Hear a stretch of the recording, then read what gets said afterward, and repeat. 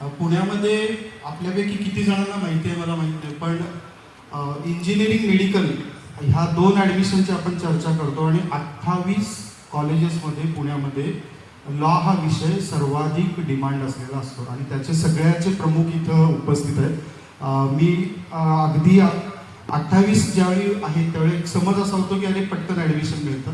प्रत्यक्षात तशी परिस्थिती नाही आहे आणि त्याच्या CET त्याच्या प्रत्येक कॉलेजेसच्या एक्झाम यातून ज्यावेळी पूर्ण चाळणी लागून कॉलेजची लिस्ट तयार होते त्यावेळी 18 ते 20 हजार विद्यार्थ्यांच्या ॲडमिशन होऊनही खूप मोठी वेटिंग लिस्ट शिल्लक राहते. यात फक्त पुणे शहरातल्या किंवा जिल्ह्यातल्या किंवा याच भागातले विद्यार्थी येतात असंही होत नाही. महाराष्ट्राच्या खूप साऱ्या ग्रामीण भागातून शहरी भागातून विद्यार्थी पुण्यात शिकायला येतात आणि देशाच्या वेगवेगळ्या भागातून सुद्धा येतात. मग आम्ही गेले महिनाभर त्याच्यावर अभ्यास करतो. इथं हिंगमेरे सर आहेत, एकबोटे सरांसारखे शिक्षण क्षेत्रात ज्यांनी 50 वर्षाहून अधिक काळ काम केले असे आहेत. चिटणीस सर आहेत जे आत्ताच्या कटिंग एज टेक्नॉलॉजीविषयी बोलतात. जाधव सर आहेत. हे सगळ्यांशी आम्ही बोलत राहिल्यानंतर लक्षात आलं की लॉमध्ये आपण ॲज अ पॅरेंट म्हणून ॲज अ स्टुडंट म्हणून जेवढ्या संधी समजतो त्याच्यापेक्षा खूप साऱ्या संधी आहेत. अशा संधी आहेत ज्या आपण मुलांपर्यंत घेऊन गेल्या नाहीत, त्यांना त्याचं समजून दाखवल्या नाहीत. तर कदाचित आम्ही कालपासून जे सांगतो आहे की 12वी नंतर जो तुम्ही निर्णय घेता, 12वीच्या टप्प्यावर जो निर्णय घेता तो पुढची 25-30 वर्ष तो निर्णय सांभाळावा लागतो.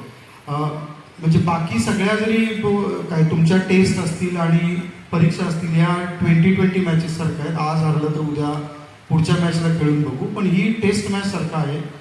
तुम्ही आज स्लो खेळलात, पिचवर टिकून राहिलात, 5 वर्ष एखादा कोर्स केला, करिअर चूज केलं आणि त्याप्रमाणे कोर्स केला तर लॉंग टर्ममध्ये त्याचा उपयोग होतो जो पुढचा आयुष्यभर सांभाळावा लागतो.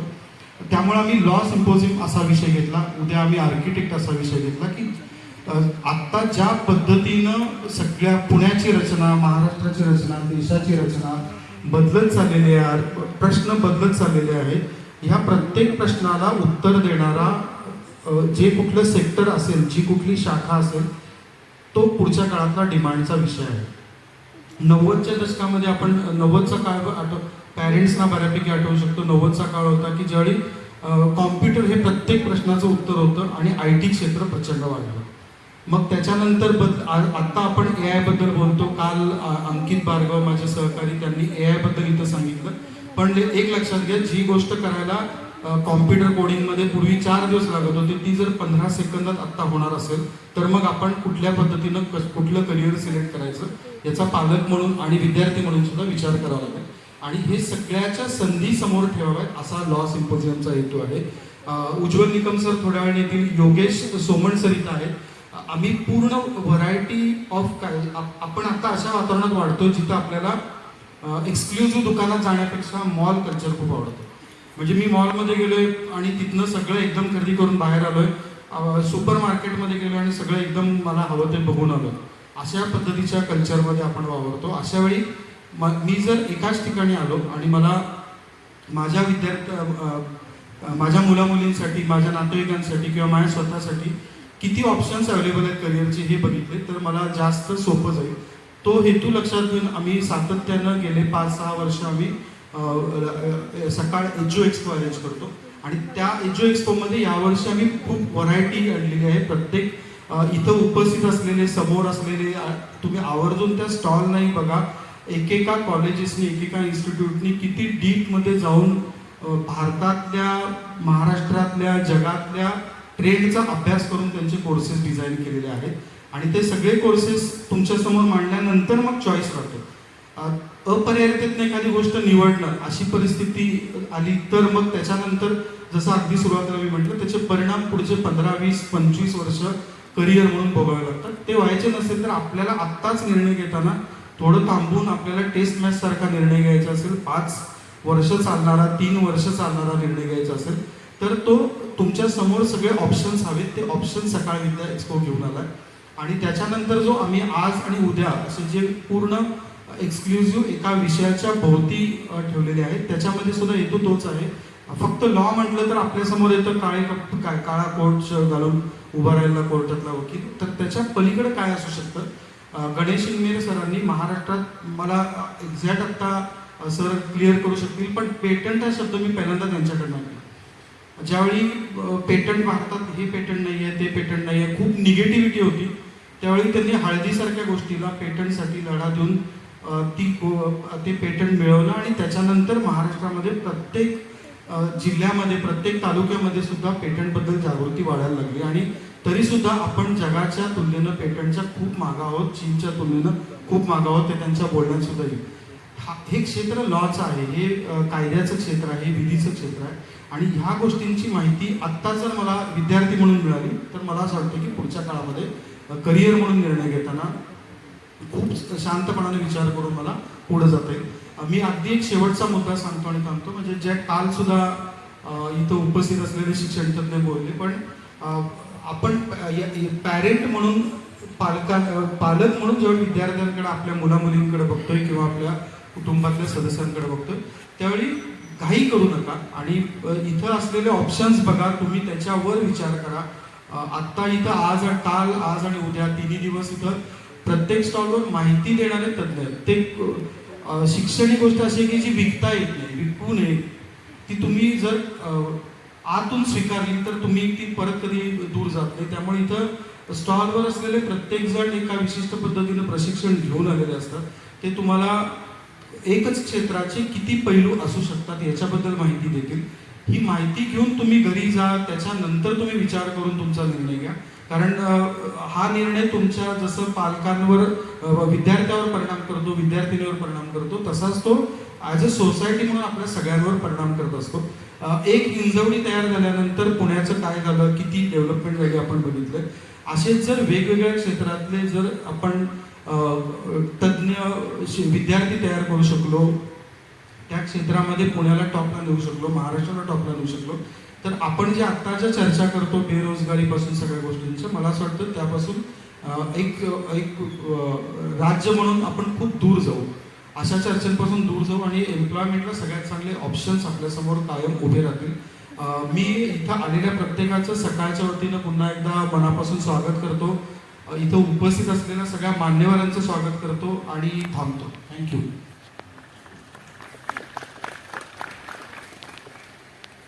धन्यवाद फडणवीस सर.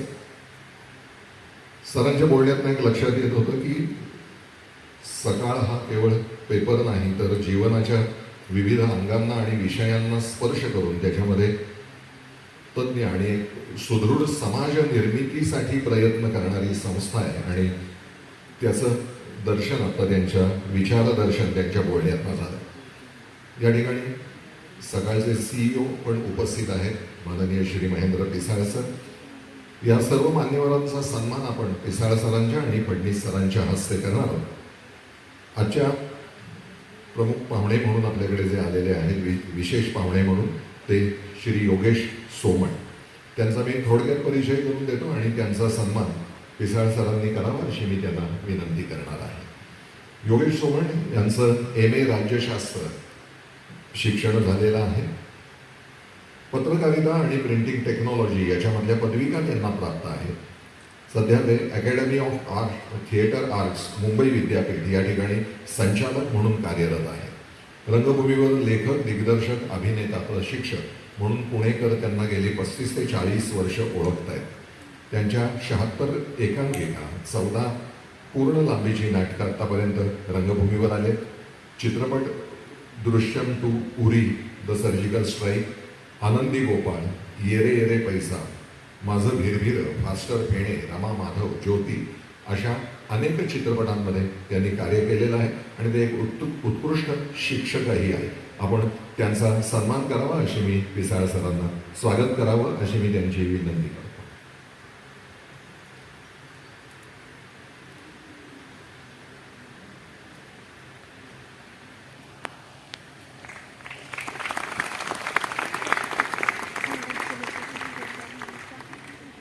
धन्यवाद सर. त्याचबरोबर प्रोग्रेसिव्ह एज्युकेशन सोसायटीचे अध्यक्ष प्राध्यापक डॉक्टर गजानन एकबोटे सर या ठिकाणी आलेले आहेत. एकबोटे सरांचं महत्त्वाचं म्हणजे ते शस्त्रक्रिया म्हणजे मेडिकल क्षेत्रातले डॉक्टर आहेत. BJ मेडिकल कॉलेज पुणे इथून ते त्यांचं शिक्षण झालेलं आहे.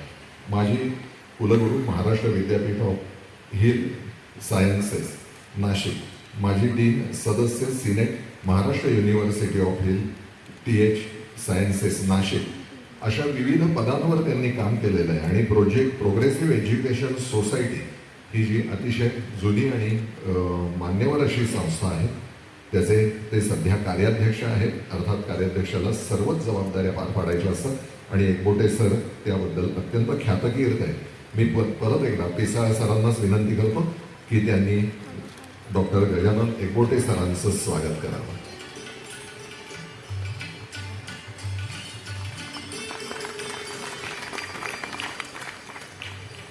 धन्यवाद सर. यानंतर मी पिसाळ सरांना विनंती करणार आहे की MIT WPUAचे vice chancellor doctor Ravikumar Chitnis, काल रविकुमार सरांनी आपल्याला मार्गदर्शनही चांगलं केलं, रविकुमार चिटणीस सरांचं आपण स्वागत करावं.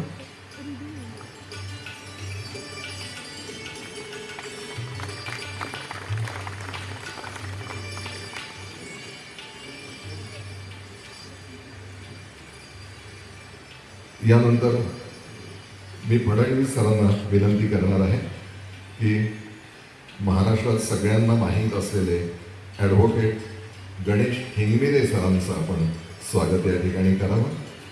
हिंगमिरे सर हे GNGC IPR सर्व्हिसेसचे संस्थापक आणि संचालक आहेत. चेंबर इंडिया ऑफ बौद्धिक संपदा हक्क परिषदेचे प्रमुख आहेत. बारामती इन्क्युबेटर सेंटर आणि NIT जालंधर पंजाब इथे मार्गदर्शक अशा अनेक पदांवर कार्यरत आहेत. यानंतर मी फडणवीस सरांनाच विनंती करतो आहे की ॲडव्होकेट श्रीकांत मालेगावकर सरांचंही आपण स्वागत करावं. मालेगावकर सर कामगार कायदे आणि औद्योगिक संबंधाचे तज्ज्ञ आहेत. पुणे इथे 28 वर्षापासून त्यांच्या वकिली आहे सुरू आहे. यानंतर मी विनंती करतो आहे फडणवीस सरांनाच की मराठवाडा मित्रमंडळाचे कार्याध्यक्ष प्राचार्य भाऊसाहेब जाधव सरांचं आपण स्वागत करावं.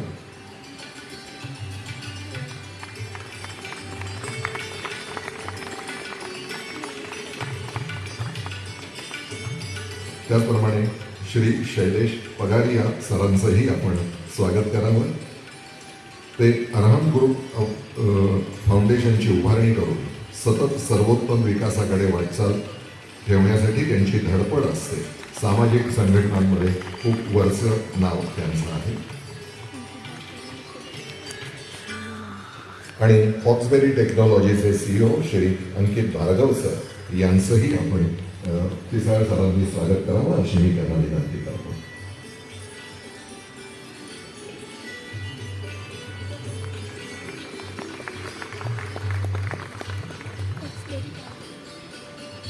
दोन्ही मान्यवरांचे मनपूर्वक आभार. मंडळी, यानंतर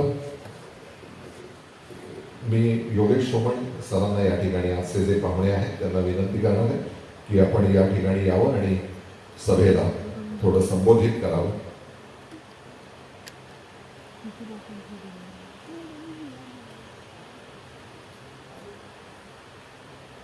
चालू.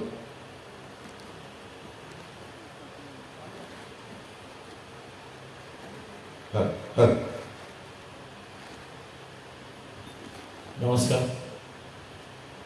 व्यासपीठावरील सर्व मान्यवर आणि ज्यांच्या इस्पितळाच्या अंगणामध्ये मी लहानाचा मोठा झालो ते डॉक्टर गजानन एकबोटे सर. सकाळशी माझं विशेष नातं असं आहे. व्यावसायिकदृष्ट्या शिक्षण,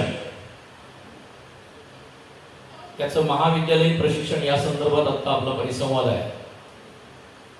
माझा आत्ता जो व्यवसाय आहे त्याचा मी घेतलेल्या शिक्षणाशी काही संबंध नाही. म्हणजे मी पत्रकारितेमध्ये पदविका घेतली, मी राज्यशास्त्रामध्ये MA झालो आणि आता सध्या अभिनयाचं प्रशिक्षण, अभिनयाच्या प्रशिक्षणाचे विद्यापीठीय अभ्यासक्रम अशा एका वेगळ्याच उद्योगामध्ये गेली 15-1 वर्ष मी काम करतो. पण हे नक्की सांगतो की आपला छंद ज्या वेळेला आपला व्यवसाय बनतो त्याच्यासारखं जगण्याचं दुसरं सुख नसतं, जे मी गेले कित्येक वर्ष अनुभवतो. अभिनय हा माझा छंद होता. जेव्हा मी तो हळूहळू आत्मसात करत होतो, लिखाण असेल, दिग्दर्शन असेल या माध्यमातून, त्यावेळेला याच्या अभ्यासक्रमाची किंवा याच्या प्रशिक्षणाची आवश्यकता आहे असं मला तेव्हा जाणवत नव्हतं. ते आपल्या अंगभूत गुणांमुळे आपल्याला जमतं असा एक गैरसमज माझा होता. पण जेव्हा प्रत्यक्षात्मक याच्यामध्ये मी या व्यवसायार्थ आलो त्यावेळेला मला असं लक्षात आलं की प्रशिक्षण खूप गरजेचं आहे. आणि मग मी प्रशिक्षणाकडे वळलो, कारण हेही कोणीतरी करणं गरजेचं आहे. येतंय म्हणून चाललंय, घरामध्ये छान समारंभांमध्ये नकला करून दाखवतो म्हणून तो अभिनेता होऊ शकतो. अमुक एका चित्रपटातल्या एका आवडलेल्या नटाची नक्कल आणि डायलॉग जसेच्या तसे म्हणले म्हणजे तो नट होतो, तर असं नाहीये. आणि याचा खूप गंभीरपणे विचार गेले 20 ते 25 वर्ष अनेक शिक्षण संस्था करतात. जसं की पूर्वी फक्त FTI आहे, नॅशनल स्कूल ऑफ ड्रामा आणि पुण्याचं आपलं ललित कला केंद्र, याच्या पलीकडे फारसं हे नव्हतं. परंतु आता जवळजवळ प्रत्येक शिक्षण संस्थांमधून परफॉर्मिंग आर्ट्सची महाविद्यालये सुरू झालेली आहेत आणि ज्याच्यामध्ये अत्यंत नियोजित पद्धतीत व्यवसायाभिमुख परफॉर्मिंग आर्ट्सचं प्रशिक्षण झालेली आहे. जे एक अभ्यासक्रम मी स्वतःच डिझाईन केलेला आहे. सकाळशी माझा संबंध असा आला, म्हणजे मी थोडं विषयांतर करणार आहे की प्रिंटिंग टेक्नॉलॉजीचा डिप्लोमा मी प्राप्त झाला, चांगल्या मार्काने पास झालो होतो. म्हणजे मी असं उगीच काही मुलाखतींमधनं सांगतात तसं सांगणार नाही की मी अभ्यासात अजिबातच काही नव्हतो आणि मग मी इकडं वळलो वगैरे, असं काही नाही. छान अभ्यास करून उत्तम पद्धतीने पास झालो होतो. आणि मग मात्र म्हणजे मी हे घरच्यांना दाखवण्यासाठी चांगल्या मार्काने पास झालो होतो, कारण मग मला पुढे 1-2 वर्ष मला जे आवडतं त्याच्यामध्ये काही प्रयत्न धडपड करण्याची संधी घरच्यांनी द्यावी. कारण आपल्याकडे अजूनही आपले पालक आपल्या करिअरची दिशा ठरवतात. अजूनही निदान तशी परिस्थिती आहे, निदान सल्ला तरी ऐकला जातो. तर त्यामुळे तसं माझ्या पालकांची फार इच्छा होती की काहीतरी त्यांनी आता नोकरी वगैरे करावी. 21व्या वर्षी जेव्हा प्रिंटिंग टेक्नॉलॉजीचा डिप्लोमा केला त्यावेळेला, नाहीतर मग मला संधी मिळाली नसती अभिनय करायची. तर जी पहिली मुलाखती होत्या त्या सकाळमधल्याच इंटर्नशिपच्या होत्या आणि त्यावेळेला आमचेच प्रिंटिंग टेक्नॉलॉजीचे एक स्टुडंट दामले म्हणून जे होते ते सुपरवायझर होते सकाळमध्ये. आणि मुलाखत द्यायला गेलो आणि मिळाली नोकरी.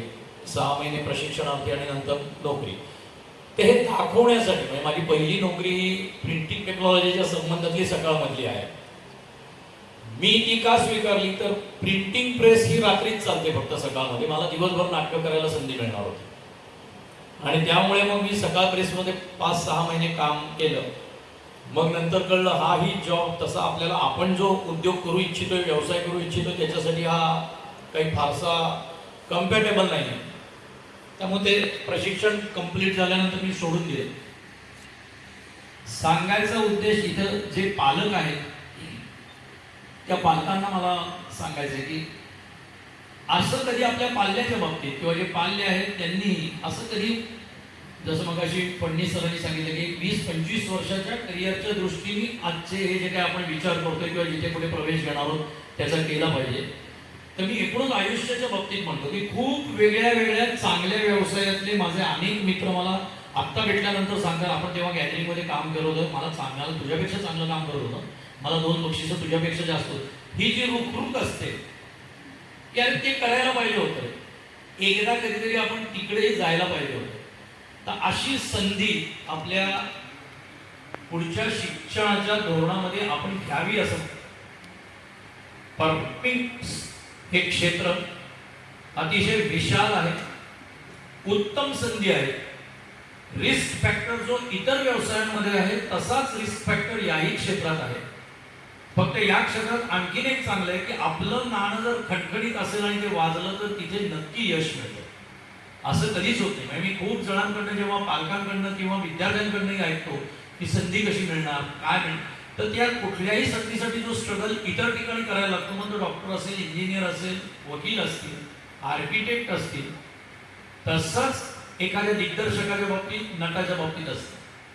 कायम त्याला आपण छंद किंवा साईड बिझनेस म्हणून बघितलं जातं. पण माझं असं म्हणणं आहे, उत्तम पद्धतीने प्रशिक्षण, व्यवसायाभिमुख प्रशिक्षण घेतलं तर एक 6-1 महिन्याच्या स्ट्रगल नंतर त्या विद्यार्थ्यांना उत्तम संधी मिळतात. आज आपण बघतो एकूण जवळजवळ 75 एंटरटेनमेंटची चॅनल्स 24 तास चालतात. एंटरटेनमेंटचे न्यूज मीडिया नाही म्हणत आहे, ते वेगळं एंटरटेनमेंट आहे. परंतु एंटरटेनमेंटची 75 चॅनल्स 24 तास चालतात. त्यातले 8 फ्री, कारण रिपीट टेलिकास्ट असतं 2दा, पण 8 तास त्यांना नवनवीन कार्यक्रम द्यावे लागतात करमणुकीचे. म्हणजे केवढ्या तुमच्या गुणिले 8 एवढे तास त्यांना नवीन टॅलेंट हवा असतो, नवीन कलाकार हवे असतात, नवीन लेखक हवे असतात, नवीन दिग्दर्शक हवे असतात. ही एवढी मोठी तर एंटरटेनमेंट मधली संधी सांगतात. चित्रपटातली वेगळी, OTT प्लॅटफॉर्म नावाचा जो आलाय की जो तर आगळीच संधी उपलब्ध करून देणार आहे. या सर्व पद्धतीच्या क्रिएटिव्ह आर्टिस्टना आगळीच संधी उपलब्ध करून देणार आहे. या परफॉर्मिंग आर्ट्स क्षेत्रात फक्त पडद्यावर दिसतं तेवढंच फक्त नसतं, तर पडद्यामागं 9 दशांश असतं. जे पडद्यावर दिसतं ते फक्त 1 दशांश टॅलेंट तुम्हाला दिसत असतं. 9 दशांश टॅलेंट परफॉर्मिंग आर्ट्स मधलं पडद्यामागचं असतं, ज्याच्यामध्ये तंत्रज्ञ असतात, क्रिएटिव्ह रायटर्स असतात, दिग्दर्शक असतात, असे अनेक जण असतात. एवढ्या संधी आपल्याला आहेत. मी हे मार्केटिंग करण्यासाठी किंवा अशा पद्धतीने सांगणे, पण या संधी सांगितल्या गेल्या पाहिजे आणि या संधी आपण ट्राय आउट केल्या पाहिजे असं मला वाटतं. हे त्याचं स्वतःच माझंच मूर्तिमंत उदाहरण असल्यामुळे मी सांगतो की आपण जर प्रशिक्षित होऊन चांगल्या पद्धतीने आणि इतरांना प्रशिक्षण देऊ, म्हणजे आज माझ्या संस्थेचा दर ज्याला आपण म्हणतो की संधी किंवा नोकरी किंवा यश करून देण्याचा तो 95% आहे. मुंबई विद्यापीठाचा सुद्धा आणि पुण्यामधलं जे MES college of performing arts आहे त्यातला सुद्धा, की 95% विद्यार्थ्यांना चांगल्या संधी त्यांच्या आवडीच्या, त्यांच्या योग्यतेच्या जागी असतात असं. आणि कुठल्याही इतर क्षेत्रांप्रमाणे याही क्षेत्रात कष्ट भयंकर आहेत, शॉर्टकट्स नाही आणि जुगारही नाही. म्हणजे टाकला तर मिळाला अशा पद्धतीने इथं नाही. तुम्हाला खूप चांगल्या पद्धतीने स्वतःला प्रूव्ह करावं लागतं, स्वतःला प्रशिक्षित करावं लागतं, स्वतःकडे लक्ष देऊन स्वतःला घडवावं लागतं. इथे शिक्षकांपेक्षा आपल्या होणाऱ्या चुका आपल्याला घडवत असतात असं मला वाटतं. आज आपण केलेली चूक आपण आपल्या परफॉर्मन्समध्ये उद्या करत नाही. तसंच लिखाणाच्या बाबतीत आहे, तसंच दिग्दर्शनाच्या बाबतीत आहे. तर त्यामुळे मी समप करताना असं सांगेन की अशा छान संधी विविध शिक्षण संस्थांमधनं, विविध कॉलेज ऑफ परफॉर्मिंग आर्ट्समधनं, मग त्या नृत्य असतील, संगीत असतील, नाट्य असेल, अभिनय असेल, दिग्दर्शन असेल, लेखन असेल, अशा पद्धतीच्या उपलब्ध नवीन शैक्षणिक धोरणामध्ये शालेय कालखंडापासून नाट्य हा विषय आता घेतला जाणार आहे. त्यामुळे शिक्षकांच्या सुद्धा, म्हणजे शिक्षण क्षेत्रातल्या सुद्धा संधी चांगल्या पद्धतीने प्राप्त होणार आहेत. चांगले प्रशिक्षित शिक्षक या क्षेत्रामध्ये 100% उत्पन्नाचं साधन होऊ शकतं, ते लक्षात ठेवा. कारण असे प्रशिक्षित शिक्षकच नाहीये. जे कोणी आहेत या क्षेत्रातले ते अनुभवातले, यशस्वी झालेले, एका पायवाटेवरून यशस्वी पद्धतीने एका दिशेला गेलेले असेच शिक्षक आज इथं उपलब्ध आहेत. पण चांगल्या पद्धतीने प्रशिक्षित झालेले, म्हणजे आम्ही आता एक कोर्स असा डिझाईन करतोय की जसं BEd किंवा या गोष्टी होत्या तशा पद्धतीने परफॉर्मिंग आर्ट्स मधल्या शिक्षणाच्या प्रशिक्षणाचे सुद्धा कोर्स आम्ही डिझाईन करतोय की तो सुद्धा एक चांगली व्यावसायिक संधी अनेक विद्यार्थ्यांना प्राप्त करून देऊ शकेल असं मला वाटतं. सो हाही एक ऑप्शन आहे. ऑप्शन म्हणून नाही तर इतर प्रचलित प्रशिक्षण पद्धती किंवा व्यवसायाभिमुख कोर्सेस प्रमाणे याच्याकडेही पालकांनी, पाल्यांनी आपल्या पुढच्या शैक्षणिक वाटचालीसाठी अतिशय गंभीरपणे बघावं. आणि ती जर आपली आवड असेल तर मला असं वाटतं की आयुष्यात हा एक चान्स, कधीतरी व्हॉलंटरी रिटायरमेंट घेतल्यानंतर आता मी मोकळा आहे बरं का, आता मला कधी काही संधी असेल तसा, असे 50% लोक माझ्याकडे येतात. तर तसं कधीतरी वयाच्या 60च्या आसपास करण्यापेक्षा आता सगळी ऊर्जा आपल्याला चांगल्या पद्धतीने वापरता येत असताना ती संधी आपण घ्यावी. आणि जर परफॉर्मिंग आर्ट्स या क्षेत्राकडे तुम्ही वळला तर मला असं वाटतं की यश हे 100% प्राप्त होऊ शकेल. तुमच्या सगळ्यांच्या पुढच्या वाटचालीसाठी शुभेच्छा देतो. मला या व्यासपीठावरती सकाळ माध्यमांनी बोलण्याची, माझे विचार मांडण्याची संधी दिली त्याबद्दल त्याचे आभार मानतो. धन्यवाद. शुभेच्छा. धन्यवाद सोमण सर. यानंतर मी डॉक्टर गजानन एकबोटे सरांनी सभेला संबोधित करावं अशी त्यांना विनंती करतो. व्यासपीठावरील सर्व मान्यवर आणि उपस्थित विद्यार्थी बंधू भगिनी, प्रथमतः सकाळचं मी आभार मानतो की लॉ फॅकल्टी जी आहे त्याला एक वेगळं स्थान देऊन एक वेगळा सिम्पोजियम त्यांनी अरेंज केलेला आहे. मला 1969चे माझे दिवस आठवतात. त्यावेळेला मी 11वी नुकताच पास झालेलो होतो आणि पुढं काय करायचं हा जसं प्रत्येकाला प्रश्न वाटतो तसा पडलेला होता. आणि आमच्यासमोर फक्त डॉक्टर आणि इंजिनियर असे दोनच पर्याय आमचे आईवडील उपलब्ध करून द्यायचे. आणि वडिलांनी सांगितलं की नाही तुम्ही डॉक्टर हो. मग त्या हिशोबाने मी अभ्यास करायला लागलो आणि BJ मेडिकलमध्ये ॲडमिशन मिळाली. परंतु त्यावेळेला लॉ सेक्टर जे होतं, लॉ फॅकल्टी होती, तो एवढं एक्सपांड झालेलं नव्हतं जेवढं आज आपल्याला दिसत आहे. आणि संस्थाचालक म्हणून मी पाहतो की आमच्या संस्थेमध्ये सगळ्या फॅकल्टीचीच कॉलेजेस आहेत, पण सर्वात जास्त ओघ हा लॉ फॅकल्टीला सध्या आम्हाला दिसतो. एक वेळ इंजिनिअरिंगचे ॲडमिशन मिळणं सोपं आहे, मेडिकलचे ॲडमिशन मिळणं सोपं आहे, पण लॉची ॲडमिशन विशेषतः 5 वर्षाचा जो कोर्स आहे त्याला मिळणं फार अवघड आहे असं मला लक्षात आलेलं आहे. विद्यार्थ्यांचा फार प्रचंड ओघ आहे. त्याचं कारण असं की गेल्या कित्येक वर्षामध्ये लॉ फॅकल्टीने काट टाकून फार नवीन नवीन क्षेत्र व्यापून टाकलेली आहे. जीवनातल्या प्रत्येक लहान लहान क्षेत्रामध्ये लॉची विधी सल्लागारांची आपल्याला मदत लागते हे लक्षात ठेवा. म्हणजे सायबर लॉचा आता नवीन निघालेला आहे, इंटरनॅशनल लॉ आहे. प्रत्येक संस्थेमध्ये आता आमची संस्था मोठी, आम्हाला जवळपास 2 लॉ ऑफिसर नेमावे लागतात. निर्णय शिक्षक, शिक्षक कर्मचारी त्यांचं काही ग्रीव्हन्सेस असतील किंवा त्यांचे काही कोर्टामध्ये केसेस असतील तर त्यासाठी अभ्यास करण्यासाठी ते करावं लागतं. पण कॉर्पोरेट क्षेत्रामध्ये सुद्धा काही विधी सल्लागार हे फार आवश्यक असे आहे. आणि नवीन जो शैक्षणिक धोरण जे कस्तुरीरंगन यांनी अधोरेखित केलं त्याच्यामध्ये मल्टीडिसिप्लिनरी अप्रोच ठेवलेला आहे. म्हणजे आता तुम्ही फक्त समजा लॉ घेतलं तर लॉ पुरतंच तुमचं रिस्ट्रिक्टेड राहणार नाही, तर तुम्हाला कॉमर्सचे सुद्धा काही क्रेडिट्स मिळू शकतात, तुम्हाला कम्युनिकेशन लँग्वेजेसचे सुद्धा काही क्रेडिट्स मिळू शकतात. आणि अशा पद्धतीने तुमचं परिपूर्ण हे व्यक्तिमत्व होऊ शकतं. म्हणजे पूर्वीची जी स्थिती होती की एखाद्याने LLBला ॲडमिशन घेतली की तेवढंच मर्यादित त्याचं राहील, तसं नाही. आता त्याचं खूप बदलून पुढच्या काळामध्ये जाणार आहे. आणि दुसरं एक नवीन राष्ट्रीय शैक्षणिक धोरणामध्ये अशी उद्घोषणा केलेली आहे की मातृभाषेमध्ये हे ज्या प्रोफेशनल फॅकल्टीज आहेत त्यांचं सुद्धा शिक्षण देणार आहे. म्हणजे आमचं मेडिकल, इंजिनिअरिंग, लॉ या सर्व फॅकल्टीचं शिक्षण हे मराठी भाषेत सुद्धा विद्यार्थ्यांना उपलब्ध करून देणार आहे. म्हणजे आमचं मॉडर्न लॉ कॉलेज आहे त्याच्यामध्ये मी सहज प्राचार्यांना विचारलं, सांगितलं इंग्लिश लेक्चर ऐकून मराठीमध्ये पेपर लिहिणारे सुद्धा विद्यार्थी आता तयार झाले आहेत आणि उत्कृष्ट मार्ग त्यांना मिळवतात. कोर्टामध्ये सुद्धा स्थानिक जे कोर्ट असतात आपली, पुण्यातलं डिस्ट्रिक्ट कोर्ट असेल किंवा खालचं कोर्ट असेल, तिथं सुद्धा मराठी भाषेत आर्ग्युमेंट करणारे हे आपल्याला वकील लोक दिसतात. आणि वकिलीचं जीवन थोडं संघर्षमय आहे, त्याच्यामध्ये खूप हालचाली, कष्ट आहे. तेवढं कष्ट आपल्याला जमले नाही तर आपल्या चेंबरमध्ये बसून प्रॅक्टिस करण्यासाठी सुद्धा या लॉ फॅकल्टीमध्ये अनेक गोष्टी करता येण्यासारख्या आहेत. ॲडमिनिस्ट्रेशन आहे, त्यानंतर सायबर लॉ आहे, हे अशा अनेक गोष्टी या घर बसल्या आपल्या चेंबरमध्ये आपल्या ऑफिसमध्ये बसून करता येण्यासारख्या आहे.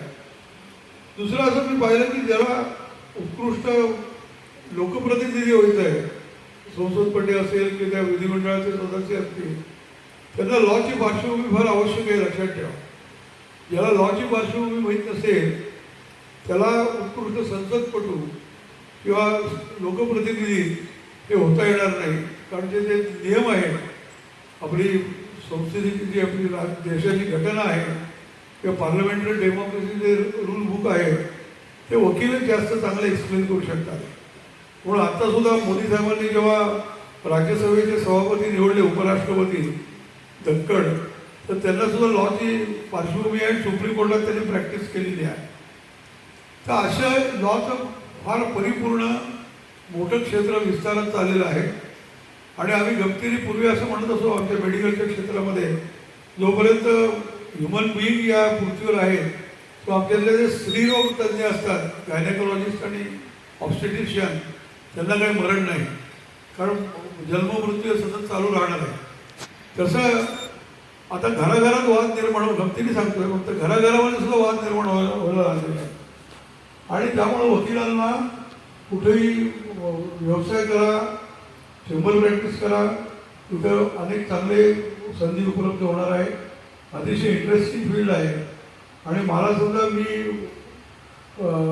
69 साली कोणी सांगितलं असतं की 50 वर्षांनी असं क्षेत्र बदलणार आहे, कदाचित त्याच वेळेस मी लॉ क्षेत्र निवडलं असतं किंवा दुसरं चॉईस मेडिकल नंतर लॉच राहिला असता. एवढं इंटरेस्टिंग आणि चांगलं क्षेत्र हे विधी आहे. आणि शेवटी मी या महाराष्ट्रामध्ये अनेक ठिकाणी करिअरवर व्याख्यानं दिली. त्याच्यामध्ये मी करिअरची एकच व्याख्या केली की जे क्षेत्र आपल्याला आवडतं, आईवडिलांनी लागलं म्हणून ते क्षेत्रात जायचं कारण नाही, आपल्याला जे आवडतं त्याची माहिती तज्ज्ञांकडून, आपल्या शिक्षकांकडून करून घ्या आणि ते आवडलं तर निश्चित पॅशननी त्या क्षेत्रामध्ये आपलं नाव तुम्हाला कमवता येईल असं मला वाटतं. या ठिकाणी सकाळने आम्हाला व्यासपीठ उपलब्ध करून दिलं आणि थोडे विचार मांडण्यास संधी दिली, त्याबद्दल सगळ्याचं मी अभिनंदन करतो. आपल्या सर्वांना धन्यवाद.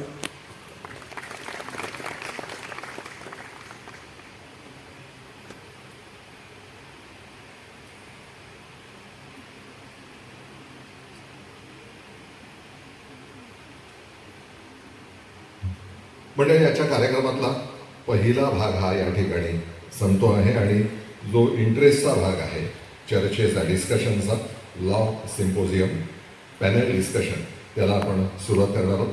माझी सर्व मान्यवरांना विनंती की आपण कृपया समोर बसावं.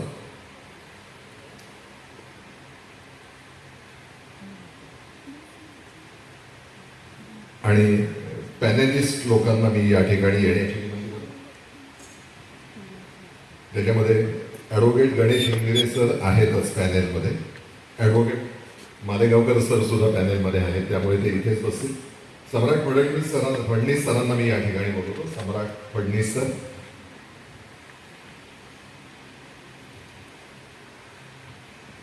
डॉक्टर अनन्या बिबवे मॅडम, प्राचार्य पौर्णिमा इनामदार मॅडम आणि डॉक्टर क्रांती देशमुख मॅडम यांनाही मी व्यासपीठावर येण्याची विनंती करतो.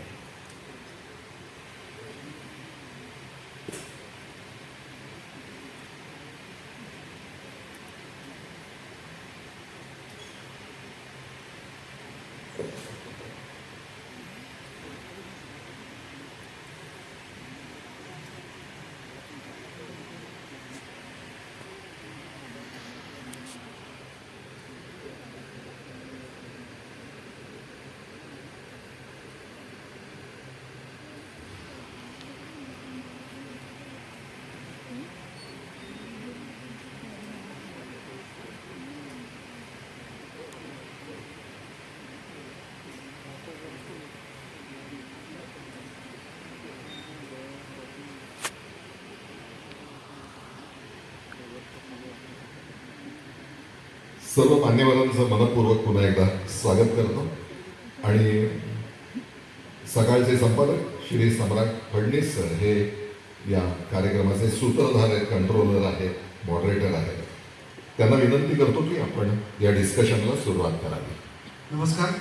उद्घाटन सत्रानंतरच्या ज्या दोन सगळ्यात महत्त्वाच्या आपल्या लॉच्या दृष्टीनं गोष्टी आहेत, त्यातला एक, या इथं उपस्थित स्टेजवर असलेल्या प्रत्येक तज्ज्ञाकडून एक समजून घ्यायचं आहे की आत्ता संधी काय आहे आणि पुढच्या आत्ता ज्या संधी आहेत त्या एक पुढच्या 10-15 वर्षांमध्ये लॉ हे क्षेत्र कुठल्या दिशेनं जाईल, अशा दोन प्रमुख प्रश्नांभोवती आपण अर्धा पाऊण तास बोलायचं. आणि त्याच्यानंतरच उज्ज्वल निकम सर यांचं भाषण असेल. मी अगदी सुरुवातीला सगळ्या मान्यवरांना एक विनंती करतो की त्यांनी एक ते 2 मिनिटांमध्ये पहिला हा प्रश्नाचं उत्तर द्यावं की आत्ता लॉची परिस्थिती काय आहे. ॲडमिशन घ्यायची असेल एखाद्या विद्यार्थ्याला तर त्यानं आत्ता जो येतो आत प्रवेशासाठी जो बघतो तो फक्त लॉ या एका शब्दाभोवती बोलतो. तर त्या मुलांचे प्रश्न सोडवताना लॉमध्ये आत्ता या क्षणी भारतामध्ये, महाराष्ट्रामध्ये, पुण्यामध्ये कुठले कोर्सेस अवेलेबल असतात या पहिल्या प्रश्नापासून सुरुवात करावी. मला असं वाटतं आपण लेफ्ट टू राईट असं जर बोलत गेलो तरी चालू शकेल. फक्त एक विनंती आहे की तुमचं नाव, संस्थेचं नाव आणि मग बोलावं. नमस्कार. ऐकू येते? Am I audible? मी doctor Purnima Inamdar. I am heading school of law, MITWP school of law. MITची जी आपण म्हणू की लिगसी आहे ती 4 डिकेड्सपासून आहे, पण 2017मध्ये आम्ही MIT world peace university private university स्थापन केली आणि 2018मध्ये आम्ही MITWP स्कूल ऑफ लॉची स्थापना झाली. आता जो आपण प्रश्नांकडे वळतो आहे की एलिजिबिलिटी क्रायटेरिया किंवा लॉसाठी ॲडमिशनसाठी काय प्रोसिजर आहे, तर त्याच्यासाठी 2 प्रोग्राम्स असतात मेनली. जसं सरांनी एकवटे सरांनी सांगितलं होतं की इट्स अ इंटिग्रेटेड प्रोग्राम असतो. BBA LLB honours, BCom LLB honours, BBA LLB honours, BA LLB honours, BSc LLB honours. म्हणजे 12वी नंतर हे इंटिग्रेटेड असतात 5 वर्ष. जर का आपण म्हणेल BBA LLB ऑनर्स तर 2 वर्ष मॅनेजमेंट सब्जेक्ट्सचे असतात, मायनर सब्जेक्ट्स, आणि नंतर मेजर सब्जेक्ट्स लॉ असतात. So it's a integration. म्हणजे तुम्हाला जी डिग्री मिळते ती BBA LLB ऑनर्सची डिग्री मिळते. तर मॅनेजमेंटचे जे सब्जेक्ट्स असतात मायनर, म्हणजे मार्केटिंग मॅनेजमेंट म्हणा, ऑर्गनायझेशनल बिहेवियर म्हणा, किंवा फायनान्शियल अकाउंटिंग म्हणा, बिझनेस कम्युनिकेशन स्किल, सो याच्याशी निगडीत असलेले जे लॉचे सब्जेक्ट्स आहेत ते पहिल्यांदा आपण प्रेफरन्स देतो. म्हणजे स्टेप बाय स्टेप मुलांना पहिले बेसिक मॅनेजमेंटचं knowledge and with reference to मॅनेजमेंटचं नॉलेज त्यांना आम्ही लॉचं नॉलेज देतो. तो क्रायटेरिया असं 12वी नंतरचा असतो. आणि दुसरा आहे ग्रॅज्युएशन नंतर, म्हणजे any graduate BA, BCom, BSc तो पण 3 वर्षाचा लॉ करू शकतो. That is a LLB program. त्याच्यासाठी क्रायटेरिया म्हणजे नॉर्मली तर 55% किंवा 50% ॲज पर द युनिव्हर्सिटी. पण आता मी माझ्या युनिव्हर्सिटीबद्दल बोलेल तर आमच्याकडे 55% आम्ही क्रायटेरिया घेतो की 12वी नंतर ज्या मुलाला 55% मिळालेले आहेत तो तिथे ॲडमिशन घेऊ शकतो. आणि एंट्रन्स एक्झाम असते आमची, आणि त्या एंट्रन्स एक्झाममध्ये 100 मार्क CPT असतं, त्याचं कम्प्युटर बेस्ड टेस्ट, आणि 50 मार्क हे पर्सनल इंटरव्ह्यू असतात. त्याप्रमाणे CPT 100 आणि 50 मार्क PI म्हणून आम्ही त्यांचा इंटरव्ह्यू घेतो आणि मेरिट लिस्ट लागते आणि त्याप्रमाणे त्यांची ॲडमिशन होते. तर ही जी प्रोसिजर आहे ती आम्ही MITWP स्कूल ऑफ लॉला फॉलो करतो. थँक्यू. नमस्कार. मी डॉक्टर क्रांती देशमुख. मी मराठवाडा मित्रमंडळ शंकरराव चव्हाण विधी महाविद्यालय इथे प्राचार्य म्हणून आहे. आत्ता मॅडम मी MITची प्रोसिजर सगळ्यांना एक्सप्लेन केली, पण मी जे ॲफिलेटेड किंवा public university, we are affiliated to Savitribai Phule Pune university. तर ज्या पब्लिक युनिव्हर्सिटीज आहेत, पुणे युनिव्हर्सिटी आहे, तिथे ॲडमिशनची प्रोसिजर थोडीशी वेगळी आहे. ॲफिलेटेड कॉलेजमध्ये जर तुम्हाला ॲडमिशन घ्यायचं असेल तर महाराष्ट्र गव्हर्नमेंट लॉसाठी CET कंडक्ट करतं. CET ही दोन्ही कोर्सेस करता असते. 12वी नंतरचा जो 5 वर्षाचा इंटिग्रेटेड कोर्स आहे त्याच्याकरता, आणि ग्रॅज्युएशन नंतरचा जो 3 वर्षाचा डिग्री कोर्स आहे लॉचा त्याच्याकरता CET आहे. प्रत्येक ज्याला लॉ करायचा आहे त्यांनी ह्या CET परीक्षेसाठी ॲपियर होणं कंपल्सरी आहे. नॉन झिरो स्कोर जरी असला तरी तुम्ही लॉ करू शकता, पण CETला उपस्थित राहणं आणि ती परीक्षा देणं हे महत्त्वाचं आहे.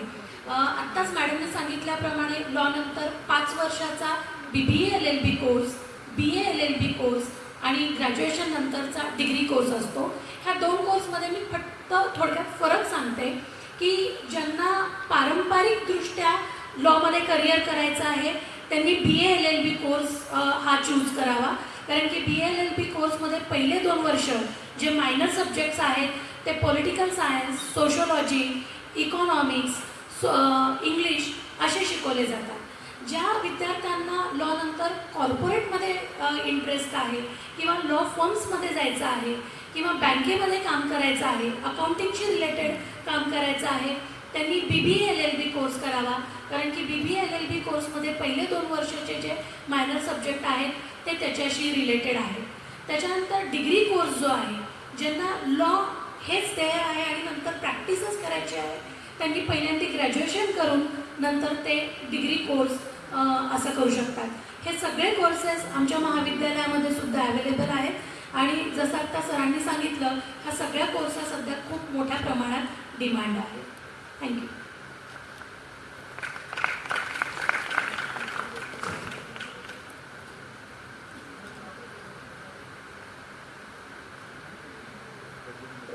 हॅलो.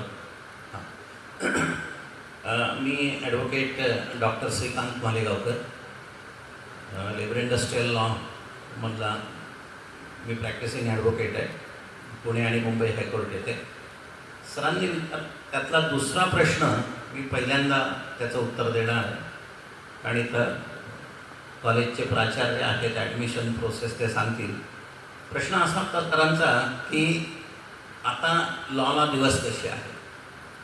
माझं असं मत आहे की आज जी स्थिती आहे किंवा आजची जी वेळ आहे याच्यासारखी सुंदर वेळ लॉला म्हणजे गेल्या 100 वर्षात तरी नव्हती.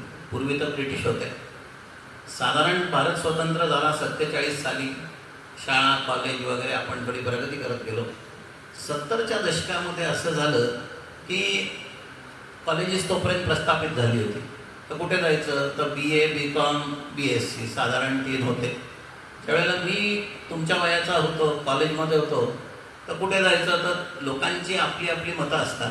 तर त्यावेळेला असं साधारण कोणीतरी सांगितलं की सायन्सवाले फार हुशार असतात, मध्यम म्हणजे कॉमर्स, आणि माझे वडील स्वतः BA होते, ते म्हणे आमच्यासारखे म्हणजे सो. या अशा मतांतराला फारसा अर्थ नव्हता. तर पण मला आवड निवड ते सगळं नंतर BScला मी गेलो. त्याच्यानंतर काय झालं आहे भारतामध्ये, आपण जर एक असं पिक्चर बघितलं तर त्याच्यानंतर एक लाट येते. नंतर आली MBAची लाट. There was an MBA boom. सगळीकडं MBA सगळीकडं चालू झालं. प्रत्येक म्हणजे छोट्या मोठ्या कॉलेजेसने पण MBA चालू केलं की MBA मार्केटिंग HR हे ते. त्याच्यानंतरची जी लाट आली ती ITची लाट आहे.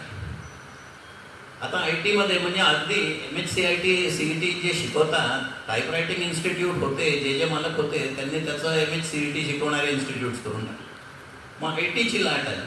नंतर आपल्या अर्थकारणामध्ये लिबरलायझेशन झालं. मग नंतर फॉरेनचे लोक इकडे यायला लागले. नंतर हे सगळं असं वाढत गेलं. या सगळ्या स्पेक्ट्रममध्ये आपल्याला निर्णय घ्यायचा आहे की केवळ आत्ता लॉ आहे मी जाऊ का, शेजारच्याला विचारलं तो जातोय मी येऊ का, असा निर्णय नसतो घ्यायचा. निर्णय असा आहे की आज आपण कुठे आहोत आणि त्याच्यानंतर IT पण वाढलं आहे. सरकारने पण भरपूर कॉलेजेस काढले. India is the largest IT force in the world. म्हणजे अमेरिका इंडियावर चालतं आहे आज ITमध्ये. तर इंडियाचं काय तर हे सगळं असं स्थित्यांतरं आणि हे सगळे शोध, आर्टिफिशियल इंटेलिजन्स हे लागत राहणार आहे. मग त्यामध्ये लॉ कुठे? लॉ असा आहे म्हणजे एक प्रांत आहे. सुदैवानी म्हणा किंवा काय, भारताची पॉप्युलेशन म्हणजे लोकसंख्या आता 142 कोटीवर पोचली. प्रत्येकाला फंडामेंटल राईट आहेत, प्रत्येकाला सगळे कायदे लागू आहेत. आणि म्हणजे असंही आमच्याकडं म्हटलं जातं की माणसाचं माणसाशी स्वतःशीच पटत नसतं तर दुसऱ्याशी केव्हा पटणार आहे. आणि जेव्हा दुसऱ्याशी पटत नाही ते काहीतरी संघर्ष निर्माण होतो. संघर्ष निर्माण झाला की 2 वकिलांना कामं जातं. हे सगळं चालूच राहणार आहे. परंतु सांगण्याचा मुद्दा सरांचा प्रश्न की लॉला हा काळ बरोबर आहे का. कारण माझ्या वेळेला सुद्धा असं होतं की वकिलीत यायचं म्हटलं तर घरातले अर्धे जण तर म्हणजे बेशुद्ध पडण्याच्या स्थितीत होते की तुझं पुढं काय होणार. माझ्या आईला तर काहीच सुचत नव्हतं. म्हणजे आपल्या घरात कोणी वकील पण नाही आहे. आणि लोक कसे म्हणतात अगदी म्हणजे तुला नारळाची करवंटीपासून नाही उदाहरणं दिली. असं काही नाही आहे. म्हणजे आता 30-35 वर्ष मी ह्याच्यात आहे. म्हणजे लॉ सारखं आजच्यासारखी सुस्थिती ही गेले 100-125 वर्षात नव्हती. ज्यांना यायचं आहे त्यांनी ह्याचं भान ठेवायला पाहिजे.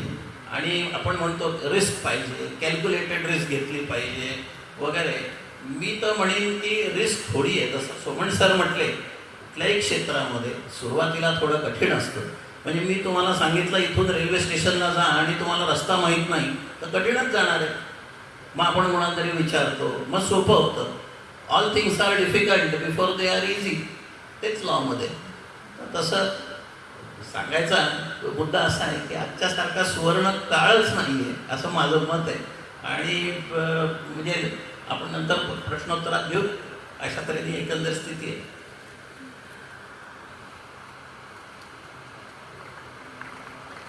नमस्कार, मी doctor Ananya Bidwe, progressive education सोसायटीच्या मॉडर्न लॉ कॉलेजची प्राचार्य आहे. प्रश्न ॲक्च्युली मोस्टली दोन्ही इथल्या मान्यवरांनी तिन्ही उत्तर देऊन झालेलं आहे. मी फक्त थोडं ॲड करते त्यात की आत्ताच्या वेळेला म्हणजे IT सर म्हणाले, AI आहे किंवा सायबर लॉ आहे, IPR आहे, आता सर बोलतीलच त्याबद्दल, किंवा डिस्प्यूट रेझोल्युशन हा एक खूप मोठा एरिया आहे. कोर्टात असं म्हटलं जातं, बऱ्याच वेळा तुम्ही न्यूजमध्येही ऐकलं असेल की भारतामध्ये ज्या पेंडिंग केसेस आहेत त्यांची संख्या खूप जास्ती आहे. तर त्यासाठी काय करावं, बराच त्याच्याबद्दल हे चालू आहे उहापोह. एक मार्ग आहे पॅरलल जो चालतो त्याला अल्टरनेटिव्ह डिस्प्यूट रेझोल्युशन म्हणतात, ADR. त्यामध्ये आर्बिट्रेशन, कन्सिलिएशन वगैरे वगैरे असे भरपूर ऑप्शन्स आहेत.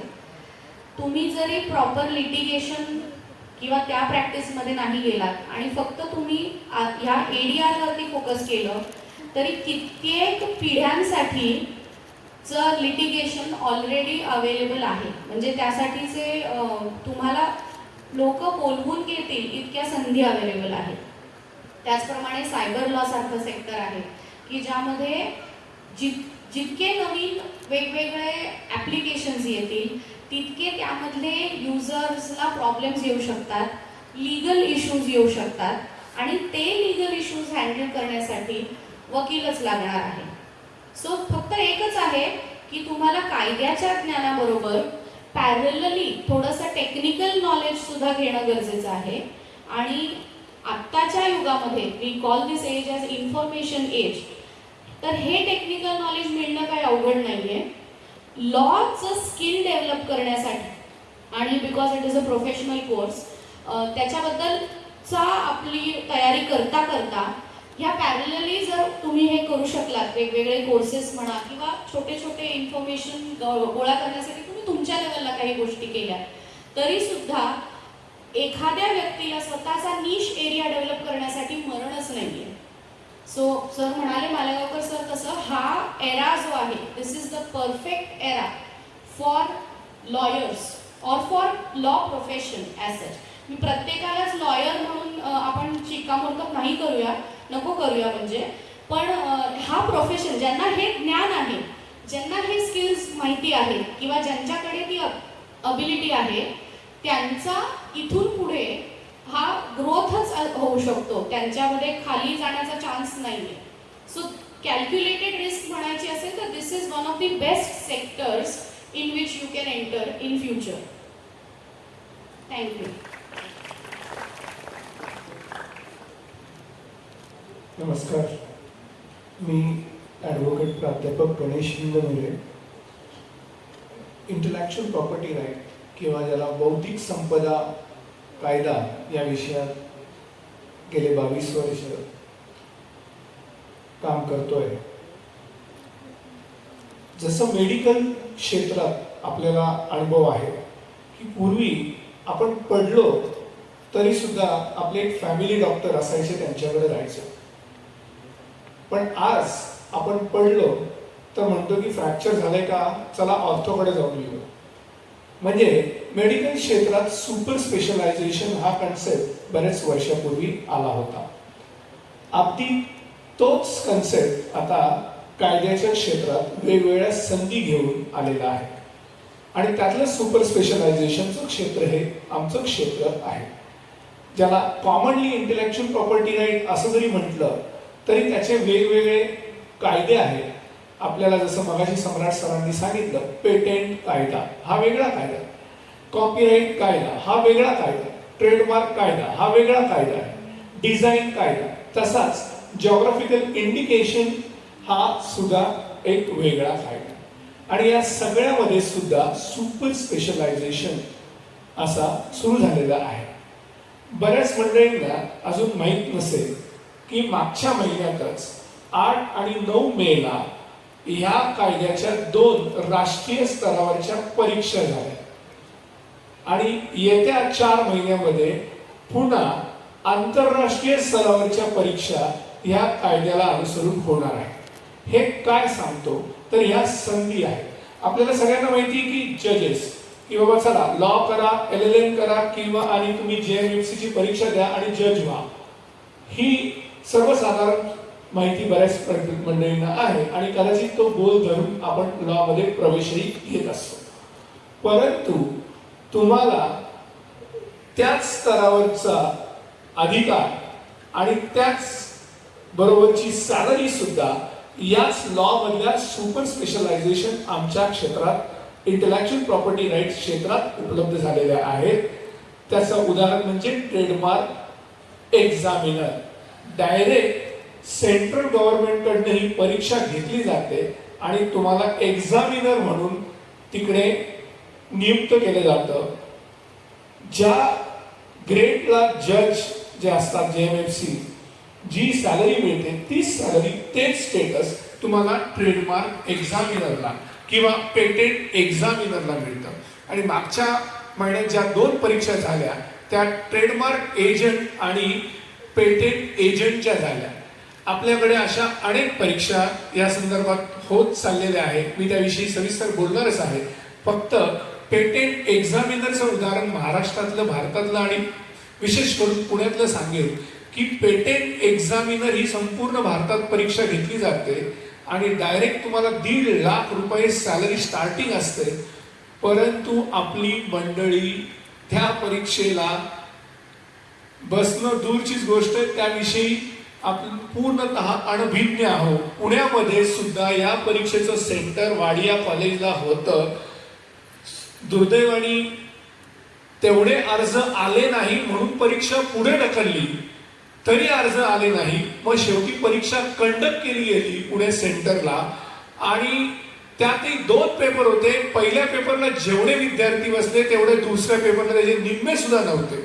आणि ही अनभिज्ञता ही केवळ त्या क्षेत्रातल्या लॉच्या विशेष करून असलेल्या सुपर स्पेशलायझेशनच्या अभावामुळे किंवा अज्ञानामुळे आहे. तर ते सगळं आता दूर करण्यासाठी मला वाटतं सदर सिम्पोजियम काम करेल. आणि जसं मेडिकल क्षेत्राच्या बाबतीतलं सांगितलं की सुपर स्पेशलायझेशनकडं ते क्षेत्र घेऊन गेले आपल्याला, तसं लॉ मध्ये सुपर स्पेशलायझेशनकडे विशेष करून मी ज्या क्षेत्रात काम करतोय त्या क्षेत्रात म्हणजे इंटेलेक्च्युअल प्रॉपर्टी राईट. मग तुम्ही पेटेंट कायद्याचे तज्ज्ञ व्हा किंवा कॉपीराईट कायद्याचे तज्ज्ञ व्हा, अशा कुठल्याही कायद्यामध्ये तुम्ही इंडिव्हिज्युअल स्तरावर, सरकारी स्तरावर किंवा फर्मच्या माध्यमातून सुद्धा काम करू शकाल. अशा अनेक संधी उपलब्ध आहेत. मी त्याविषयी सविस्तररित्या मांडणी करणारच आहे. परंतु सम्राट सरांच्या प्रश्नाला उत्तर म्हणजे लॉ मध्ये सुपर स्पेशलायझेशन सुरू झालेलं आहे आणि त्याचा पुरेपूर फायदा म्हणा आम्हाला मिळालेला आहे. रादर तो आनंद जास्त मिळालेला आहे, कारण का आता आपल्याला परकीय लॉ फॉर्मवर डिपेंड राहावं लागणार नाही. थँक्यू. खूप चांगली सुरुवात पहिल्याच प्रश्नावर झाली. मी आपल्याकडे सर एक म्हण आहे की कोर्टाची पायरी चढवू नये आणि कोर्टाला आता त्या पायरीला आता कॉर्पोरेट स्वरूप पण आलेलं. तर कॉर्पोरेट फील्डमधल्या लॉ आणि त्याच्यातल्या संधी नेमक्या आता काय आहेत? तसं कॉर्पोरेट लॉ म्हणजे काय, तर लॉचे काही म्हणजे काही सेट ऑफ लॉज आहेत जे त्याच्यात ऑपरेट होतात. आता आपण जर बघितलं आफ्टर लिबरलायझेशन साधारणतः जसं सगळं अर्थकारण हे झालं, फॉरेन कंपनीज किंवा आत्ता बघितलं माननीय पंतप्रधान नरेंद्र मोदी इतर कंट्रीजमध्ये जातात, त्या सगळ्या कंपन्या पुण्यात येत आहेत, मुंबईत येत आहेत, भारतभर येत आहेत.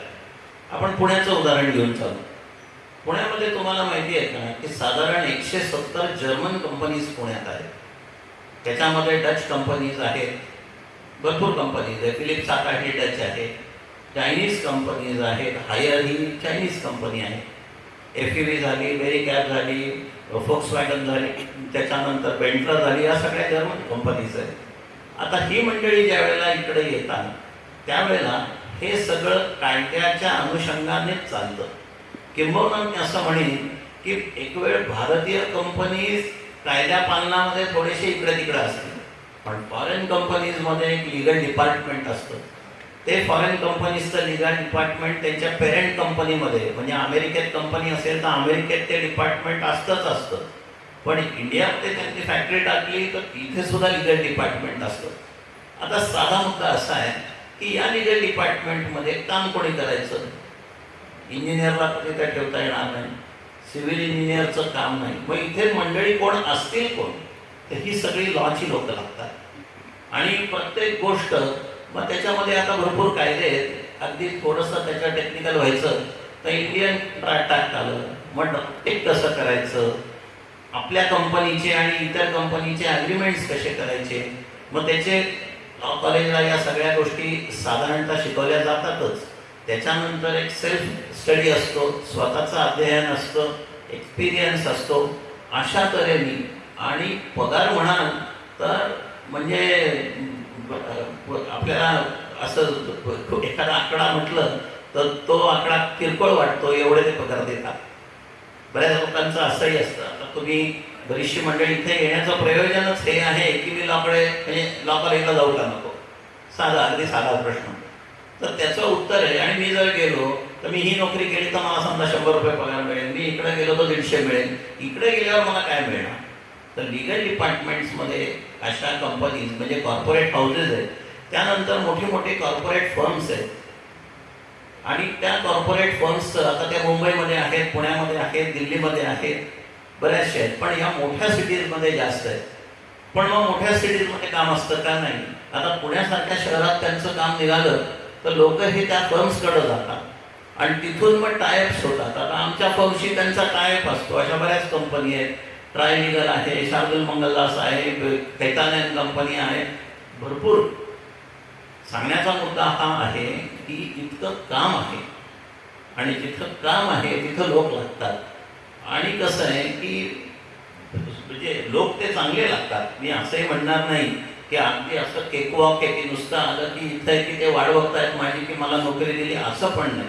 आपल्याला त्याचं म्हणजे ज्ञान पाहिजे. माझ्या ऑफिसमध्ये आमच्या ज्युनियर्सला मी बऱ्याच वेळा सांगतो की अगदी तुला रोल्स रॉईस गाडी जरी दिली पण तुला ड्रायव्हिंग येत नसेल तर काय उपयोग त्याचा? तुला ड्रायव्हिंग पहिले शिकलं पाहिजे.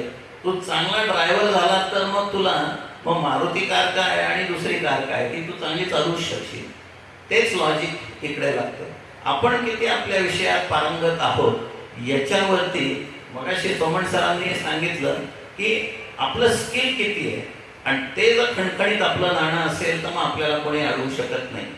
आणि या सगळ्या आता एक कंपनी घ्या, किती काय कंपनी लॉ लागतो तिकडे, त्याच्यानंतर त्याचे शेअर्स कसे लागतील, कामगार कायद्यांचं काय, इंडस्ट्रियल डिस्प्यूट्स ॲक्ट लागतो, अनफेअर लेबर प्रॅक्टिस म्हणजे अनुचित कामगार प्रथा, म्हणजे हे काय ते म्हणजे ही लिस्ट लागते ती संपच नाही.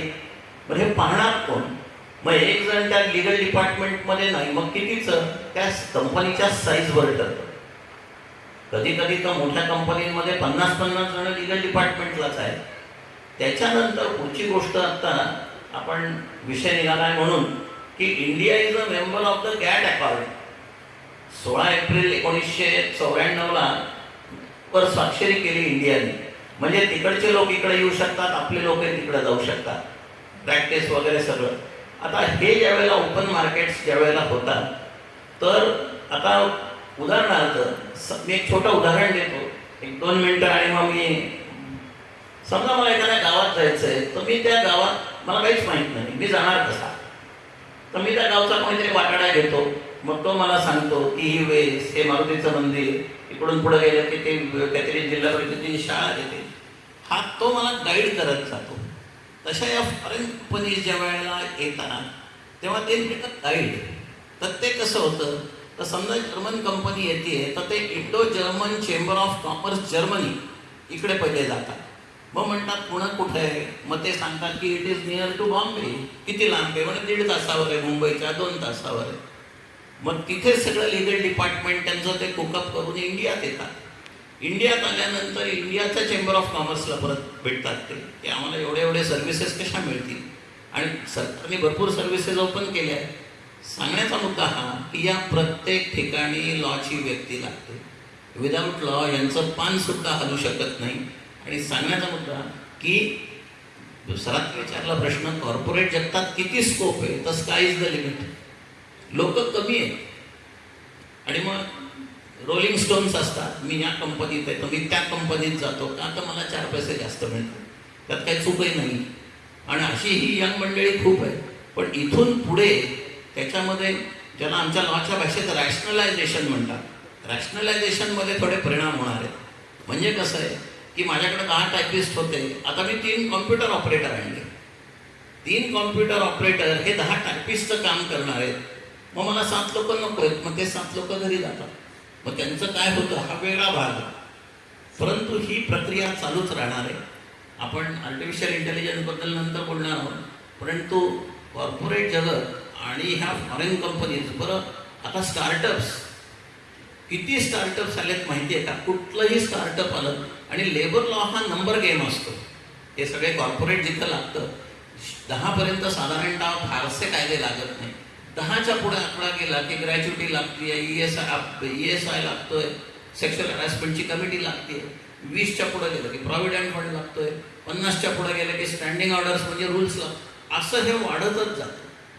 आणि प्रत्येक ठिकाणी लॉची व्यक्ती लागते. फक्त एकच अट आहे की ते तरबेज पाहिजे. माझे एक मित्र होते, त्यांच्याकडं आजकाल मोबाईलमध्ये रिअल टाईममध्ये आपण बघू शकतो काय चाललंय. तर ते कंपनी आहे पुण्यामध्ये, ते स्वतः सिंगापूरला असतात.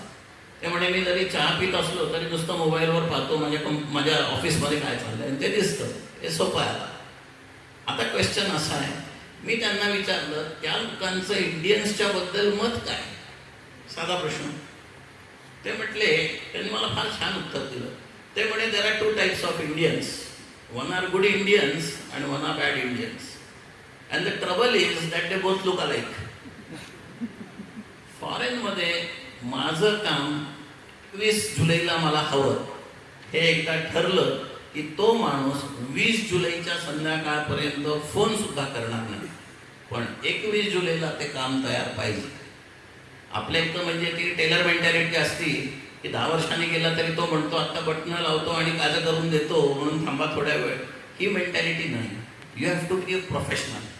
आणि लॉ बरोबर मगाशी मॅडमने सांगितलं त्यांच्या कॉलेजला मॅनेजमेंटच्या पण गोष्टी शिकवतात, किंवा चिटणीस सर आहेत तर त्यांच्या कॉलेजला हे मी एकदा गेलो होतो. तर that's I like it very much. Management पाहिजे, टेक्नॉलॉजी पण आली पाहिजे आणि लॉ पण आलं पाहिजे. आणि हे 3 साधारणतः या 3 त्रिवेणी संगम याचा ज्याच्याकडं असेल त्याला म्हणजे स्काय इज द लिमिट एवढंच सांगू शकतो. अर्थार्जन वगैरे ते तर सगळ्या नंतरच्या गोष्टी. आता याची कंपॅरिझन तुम्ही सरकारी नोकरीशी करा. मेरे सरांनी मगाशी सांगितलं की किती पेटंटवाला जो इन्स्पेक्टर असेल त्याला सुद्धा 1.5 लाख रुपये मिळतात. आता मी स्वतः एवढ्या सगळ्या म्हणजे कोरियन कंपनी, अमेरिकन वगैरे सगळ्या पाहतो. हे सगळे फिगर्स छोटे वाटायला लागतात. इतके त्यांच्याकडे ते डॉलर्सही काय काय देतात. डॉलर्समध्ये पेमेंट इंडियामध्ये मिळणारे किती लोक आहेत, सगळ्यांनाच मिळतं अशातला भाग नाही. परंतु हे सगळं खूप होतं. कसं आहे, शेवटी ही गाडी येऊन कुठेतरी अर्थार्जनाशी थांबते. त्याचंही माणूस गणित बांधत असतो. नाही तर म्हटले नुसता राबत राहा आणि शेवटी त्याचं काही स्फूर्त नाही, तुझं काही गरज नाही तर कोणी येणार नाही, असं नाही आहे. आपण जेव्हा पिक्चर बघतो तेव्हा समग्र पिक्चर पाहिजे की माझे कष्ट किती, मला मिळणार काय, मला केव्हा मिळणार ते, किती मिळणार ते, आणि हे सगळं आहे. आणि शेवटी there is always room at the top. कुठलंही ब्रांच ऑफ लॉ घ्या, त्याचं सगळीकडं वेकन्सी आहे. Where there is room at the top. तुम्ही तुमचं नाणं खणखणीत आहे की तुम्हाला लोक वाट बघत असतील तेव्हा मी यांना बोलू. फक्त त्याला थोडा वेळ लागतो. असंही नाही आहे ताकदला की उद्या सकाळी उगवलं असं पण नाही आहे. पण तो आणि त्याच्यानंतर मिळतं. हा एक साधारण आपला 32 वर्षाचा अनुभव आहे. थँक्यू. आत्ता ज्या विषयांवर सर बोलले त्याच्यातला एक पुढचा टप्पा मला देशमुख मॅडम आणि इनामदार मॅडम दोघींनाही विचारायचं आहे की ही मला संधी दिसत आहेत पुढे काय आहे. पण लॉबद्दल असं म्हटलं होतं की एक समज असा असतो की जे घडून गेलेलं आहे, जे ठरवलेलं आहे कोणीतरी, त्याचं इंटरप्रिटेशन करत मी पुढे जायचं. अशा वेळी एक विद्यार्थी म्हणून मी कुठल्या स्किलकडे पुढच्या काळासाठी म्हणून बघितलं पाहिजे. आणि लॉमध्ये जसं एक स्किल आहे, आज घेतलं मी तर इट कॅन बी सस्टेनेबल.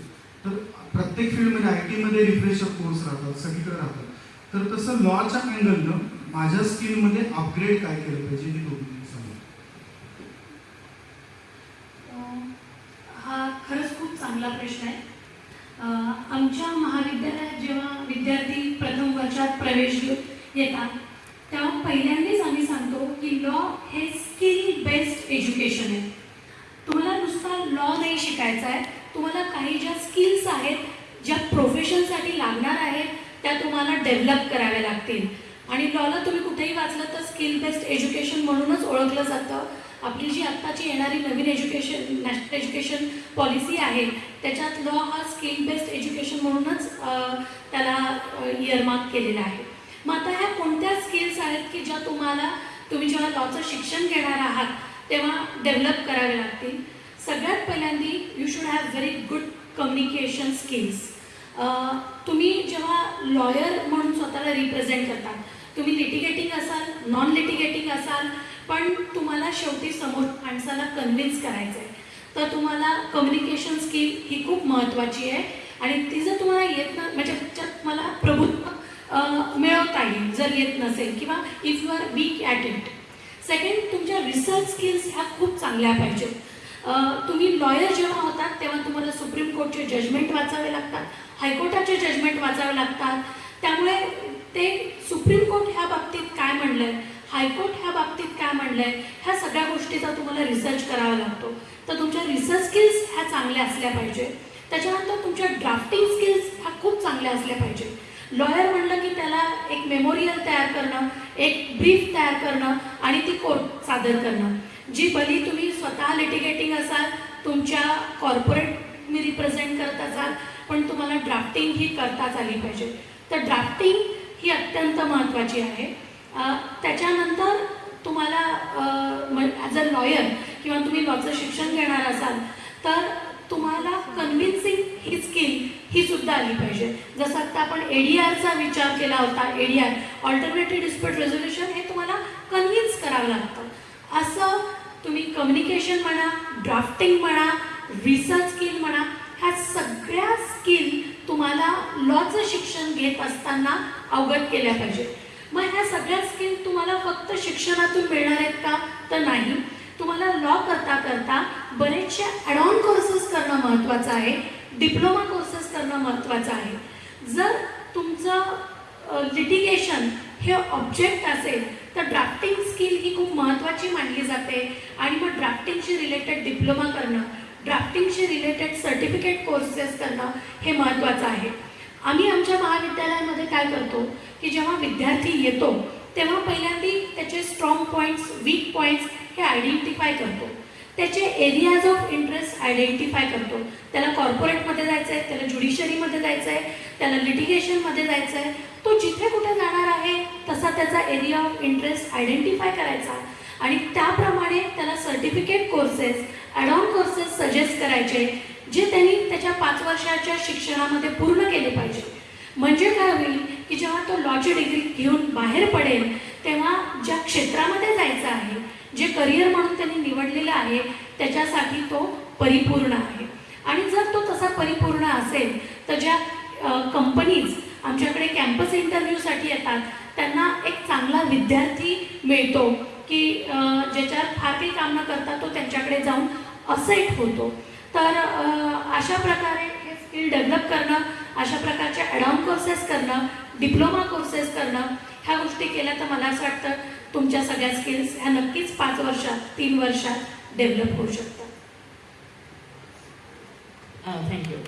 जसं आता डॉक्टर देशमुख मॅमनी म्हटलं की परफेक्ट लॉयर व्हायला किंवा सक्सेसफुल वकील व्हायला तुम्हाला कुठल्या कुठल्या क्वालिटीज पाहिजे. तर माझ्या मते ड्राफ्टिंग आणि रिसर्च आणि त्याच्यानंतर ओरेटरी स्किल सोबतच एक इंटरप्रिटेशनचं स्किल पण तुम्हाला पाहिजे की how you are going to interpret. तुम्ही लॉला इंटरप्रिट कसं करता. ऑब्वियसली काय 12वी नंतरचे जे मुलं आहेत ते लगेच लॉ त्यांना सुरू नाही करत आम्ही. तर मी स्पेसिफिकली आमच्या युनिव्हर्सिटीमध्ये आम्ही असं केलेलं आहे की आता NEP आता चालू झालेलं आहे, पण आम्ही आधीपासूनच ते केलेलं आहे. म्हणजे आमच्याकडे मेजर आणि जो इम्पॉर्टन्स आहे तो प्रॅक्टिकल बेस टीचिंग एज्युकेशन, ज्याला टीचिंग पेडॅगॉगी आहे. म्हणजे आम्ही 60% जो वेटेज दिला आहे तो प्रॅक्टिकलला दिलेला आहे आणि 40% फक्त आम्ही थिअरीला दिलेला आहे. म्हणजे 40% फक्त मुलं 40% जर एक्झाम देतील ते थिअरीचा, बाकी पूर्ण 60% त्यांचं कंटिन्यूस इव्हॅल्युएशन करतो आम्ही. म्हणजे काय तर ते मूट कोर्ट चालू केले आम्ही, त्यांचा मूट कोर्ट त्यांना आम्ही कंपल्सरी केला. तर तुम्ही म्हणाल फर्स्ट इयरमध्ये मुलं मूट कोर्ट काय करतील, तर आम्ही त्यांना क्वेश्चन ऑफ लॉवर नाही पण फॅक्टवर आम्ही त्यांना आर्ग्यू करायला लावतो. If you are not comfortable in English ठीक आहे, तुम्ही मराठीत हे करा, तुम्ही हिंदीमध्ये करा, पण तुमचा तो कॉन्फिडन्स लेवल वाढायला पाहिजे. म्हणजे फर्स्ट इयरमध्ये जर का तुम्ही मुलाला ॲडमिशन दिली तर तो ट्रान्सफॉर्मेशन त्याचं फायनल इयरमध्ये तुम्हाला दिसलं पाहिजे की काय आहे.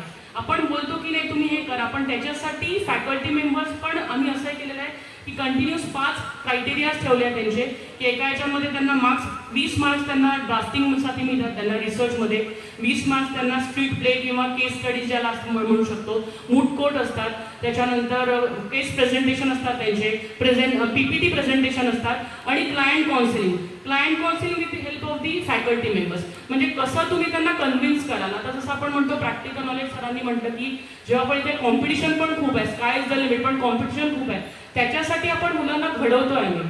कारण जेव्हा आपण एक मुलाला आपण घडवतो, कारण जसं आपण म्हणतो law is omnipotent, law is important, law is supreme, यत्र तत्र सर्वत्र लॉचा वावर असतो. त्याच्यासाठी मुलांना क्लासरूम टू कोर्टरूम ही जी जर्नी आहे ती आम्ही विद्यालयांमध्ये येतो. आणि त्याच्यासाठी जसं मॅडम म्हणतात त्या सॉफ्ट स्किलची गरज आहे. सर्टिफिकेशन्स करा, डिप्लोमा प्रोग्राम करा, इंटर्नशिप सुरू करा. म्हणजे प्रॅक्टिकली कसं काय तुम्ही फायलिंग पण कसं करायचं ते पण मुलांना कळलं पाहिजे. अदरवाईज मुलांना असं असतं की नाही सुप्रीम कोर्ट हायकोर्टमध्ये मला डायरेक्ट अपील झाल्यावर पैसे मिळायला पाहिजे, पण त्याच्यासाठी मला वाटतं डिस्ट्रिक्ट कोर्टापासून तुम्ही सुरुवात करायला पाहिजे, लोअर कोर्टापासून, की त्यांना कळायला पाहिजे की एक्झॅक्टली तिकडे जाऊन काय आपल्याला आर्ग्यू करायचं मॅटर आणि कशी काय पुटअप करायची समोरच्या जजेस समोर केस, सो दॅट इंटरप्रिट करून तुम्ही तुमची केस मांडली पाहिजे आणि तुम्ही तुमच्या क्लायंटला जस्टिस दिलं पाहिजे.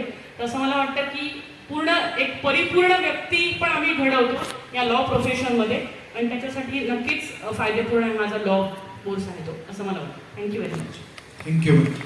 50 मिनिटं आपण सगळ्या तज्ज्ञांशी बोलून माहिती घेतो. मी शेवटच्या 2 प्रश्नांकडे येतो. त्यातला आत्ता जो उल्लेख दोन्ही वक्त्यांच्या बोलण्यामध्ये आला की नवं शैक्षणिक धोरण NEP, आणि आपण गेले 6-7 महिने वर्तमानपत्र मीडियामधनं वाचतो की NEP आली आहे, नवीन एज्युकेशन पॉलिसी ती क्रांती घडवणार आहे. म्हणजे तुम्ही क्रांती घडवणार आहे, रिव्होल्युशन घडवेल खूप मोठं शिक्षणामध्ये. मी मॅडमना विचारतो की आत्ता नेमकं नव्या एज्युकेशन पॉलिसीमधून लॉ, या आपण फक्त लॉबद्दल बोलू की लॉला काय संधी आहे, कशा पद्धतीनं वेगवेगळ्या स्ट्रीमचा मला एकाच वेळी लाभ घेता येईल. खूप पर्टिनेंट क्वेश्चन आहे हा, आणि आता इथून पुढे जे शिकतील त्यांच्यासाठी सर्वात महत्त्वाचं आहे. तर आत्तापर्यंत बऱ्याच वेळेला तुम्ही जर का ऐकलं असेल तर असं म्हणायचे लोक की law in books and law in practice is different, त्यामुळे मग आम्हाला एस्टॅब्लिश व्हायला वेळ लागतो, ग्रॅज्युएशन झाल्यानंतर 3-3, 4-4, 5-5 वर्ष इंटर्नशिपच करायला लागते, मग तेवढं अर्थार्जन होत नाही. तर तो गॅप जो आहे तो आता ह्या नॅशनल एज्युकेशन पॉलिसीमुळे कमीत कमी होण्याचे चान्सेस आहेत. ते कसे, तर इनामदार मॅडमनी सांगितल्याप्रमाणे आता स्किल ह्या गोष्टीला जास्ती वेटेज दिलं जाणार आहे आणि तुमचे जे प्रोफेशनल अबिलिटीज, क्वालिटीज वाढवणं जे आहे त्याकडे लक्ष देऊन त्यासाठीचे स्पेसिफिक कोर्सेस डेव्हलप केले जाणार आहेत. तसं बघायला गेलं तर लॉ अजूनही नॅशनल एज्युकेशन पॉलिसीच्या त्या 4 वर्षाचं ग्रॅज्युएशन आणि वगैरे वगैरे त्या प्रणालीत बसलेलं नाही, कारण प्रायमरीलीच इंटिग्रेटेड लॉ कोर्स जो आहे तो 5 वर्षाचा आहे, त्याला कसं तुम्ही कमी करणार. आणि ते कॅल्क्युलेशन आहे, ते let the policy makers decide that. पण आपल्यासाठी काय महत्त्वाचं आहे की त्यामध्ये प्रॅक्टिकॅलिटी कशी इन्व्हॉल्व होत चाललेली आहे. खूप एक महत्त्वाची गोष्ट असते की मेमरी या गोष्टीला प्राधान्य दिलं जातं शिक्षण करत असताना, पण असं कुठेही नाही आहे लिहिलेलं की तुम्ही कुठलाही कायदा ऐन वेळेला रेफर करू शकत नाही कोर्टासमोर उभं राहिल्यावर. मग तुम्ही कायद्याची मेमरी ठेवून हा सेक्शन आणि हा सबसेक्शन आणि हा क्लॉज आणि त्याच्यामध्येच फोकस करत राहिलात तर तुम्ही कायद्याचं इंटरप्रिटेशन जे आहे किंवा त्याची ॲप्लिकेशन जी आहे ती कशी शिकणार. तर त्यासाठी ॲप्लिकेशन बेस्ड अप्रोच पाहिजे. आणि मग म्हणून प्रॉब्लेम्स जे असतात, प्रश्नही जे असतात आपण प्रश्नपत्रिकेतले तेही ॲप्लिकेशन बेस्ड केले जाणार आहेत. त्याचबरोबर प्रॅक्टिकल जे होतात, मॅडम जसे म्हणले की मूट कोर्ट आहे, क्लायंट काउन्सिलिंग आहे, मीडिएशन आहे किंवा मॉक ट्रायल्स आहेत. तर ह्या सगळ्या गोष्टी म्हणजे मॉक ट्रायल्स म्हणजे जे ट्रायल कोर्ट लेवलला चालतात, जसे खटले चालतात, जिथे एव्हिडन्स दिला जातो, तिथे एव्हिडन्सच्या बद्दलची चर्चा होते, chief examination, cross examination of witnesses होते. हे सगळं तुम्हाला सुप्रीम कोर्टात दिसत नाही. तर ह्या लेवलपासनं ते पार अगदी सुप्रीम कोर्टाच्या लेवलपर्यंत. त्याचबरोबर फक्त सुप्रीम कोर्ट नाही तर आता भारतामध्ये इतके सारे ट्रायब्युनल्स निर्माण झालेले आहेत, लवाद आपण ज्याला म्हणतो, की ज्याच्यामध्ये प्युअरली तुम्ही जे ज्युडिशियल प्रोसिडिंग आहे त्याप्रमाणे प्रोसेस न चालता पण कायद्याच्या चौकटीत असलेली प्रोसेस ठेवून वेगवेगळ्या लेवलला म्हणजे आता कंपनी लॉ ट्रायब्युनल आहे, IPRचं एक ॲपेलेट ट्रायब्युनल आहे, असे वेगवेगळे भरपूर आहेत. तर तिथे सुद्धा कशी प्रॅक्टिस करावी लागते त्याबद्दलचं आपल्याला प्रॅक्टिकल ओरिएंटेशन दिलं जाणार आहे because of the national education policy. त्याचबरोबर बाकी व्हॅल्यूज आणि कॉन्स्टिट्युशनल व्हॅल्यूज वगैरे ह्याबद्दलचं त्याबद्दल तर पूर्ण होणारच आहे, त्याबद्दल तर शिक्षण वाढणारच आहे त्यामध्ये. पण बेसिकली आपण जो मेमरी आणि परीक्षा म्हणजे कसं बाबा रट्टा मारत बसायचा हा जो एक विचार असतो आणि तो पेरेंट्समध्येही असतो. Unfortunately even I am a parent, मला माहिती आहे की वाचगं बाई मी माझ्या मुलीला पण म्हणते. बट तो वाचन करण्यापेक्षा ते इंटरप्रिटेशन करणं, त्याचं ॲप्लिकेशन समजून घेणं आणि प्रॉब्लेमला त्या कायद्याच्या त्या प्रोव्हिजननी कसं आपण त्या प्रॉब्लेममधनं बाहेर येऊ शकू. बरं, कायदा हा असा असतो की तुम्हाला माहिती नसतं तुमच्याकडे कुठल्या बाजूचा क्लायंट येणार आहे. तुमच्याकडे जर का ज्यांनी चूक केलेली आहे तो क्लायंट आला तरी तुम्हाला असं नाही म्हणता येणार कोर्टासमोर की नाही बाबा आमच्या क्लायंटने चूक केली आहे तर तुम्ही बाबा त्यांना शिक्षा द्या. आपण तर त्यांना क्लायंटला वाचवण्याचाच प्रयत्न करणं, कारण आपलं प्रोफेशनल एथिक्स असतं ते. तर ते आपल्याला कसं कायदा इंटरप्रिट करून कायद्याच्याच चौकटीत राहून तरीही आपल्या क्लायंटला कसं एखाद्या प्रॉब्लेममधनं बाहेर काढता येईल ह्याच्यासाठी जो एक्सपिरियन्स लागतो ते जे शिक्षण आहे तेही आता आपण नॅशनल एज्युकेशन पॉलिसीच्या बेसिसवरती सुरू करू शकतोय because of the practical approach, the skill based approach. Thank you. मी शेवटच्या प्रश्नाकडे येतो, तो हिंगमेरे सरांकडे.